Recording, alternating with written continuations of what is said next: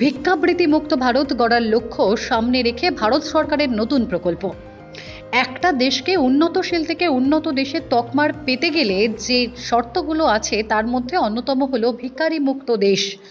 এবার সেই লক্ষ্যকে সামনে রেখে ভারত সরকারের নতুন প্রকল্প support for marginalised individuals for livelihood and enterprises বা স্মাইল 2026 সালের মধ্যে গোটা ভারত ভিখারিমুক্ত হয়তো হবে না, তবে দেশের 30টি শহরকে বেছে নেওয়া হয়েছে ভিখারিমুক্ত করার জন্য। এই শহরগুলি ধর্মীয়, ঐতিহাসিক এবং পর্যটনের দিক থেকে বিশেষ তাৎপর্যপূর্ণ। কেন্দ্রীয় সামাজিক ন্যায় এবং ক্ষমতায়ন মন্ত্রকের আওতায় support for marginalised individuals for livelihood and enterprises বা স্মাইল নামে এক প্রকল্পের আওতায় এই নয়া ভিক্ষাবৃত্তি মুক্ত ভারত প্রকল্প গ্রহণ করা হয়েছে।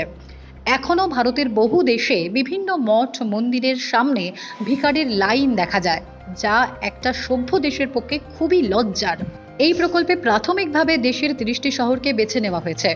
শহরের কোথাও কোথাও ভিখারির সংখ্যা বেশি থাকে, সেই জায়গাগুলোকে চিহ্নিত করার দায়িত্ব দেওয়া হয়েছে স্থানীয় প্রশাসনকে।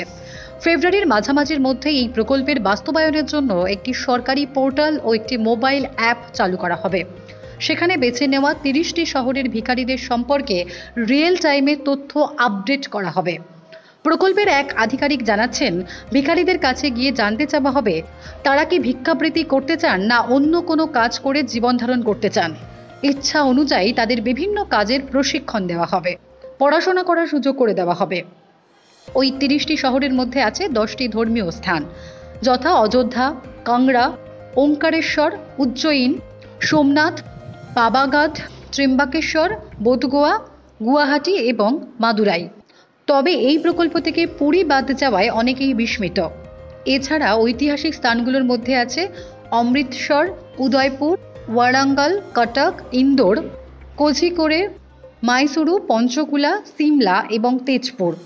পর্যটন শহরগুলোর মধ্যে আছে বিজয়ওয়াড়া, কেভাদিয়া, শ্রীনগর, নামসাই, কুশিনগর, সাঁচি, খাজুরাহো, জয়সালমের, তিরুবনন্তপুরম এবং পুদুচেরি।